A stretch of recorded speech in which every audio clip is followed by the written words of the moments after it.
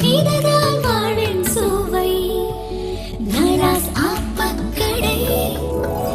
அன்பை வார்த்து செய்த ஆப்பம் சுவைத்து மகிழ நித்தம் ஏக்கம் இதயம் விரும்பும் சுவை. நலாஸ் ஆப்பக்கடை.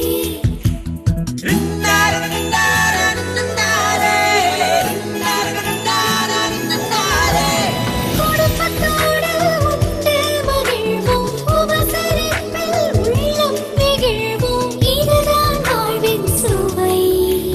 நலாஸ் ஆப்பக்கடை. குடும்பத்தோடு உண்டு மகிழ நலாஸ் ஆப்பக்கடை.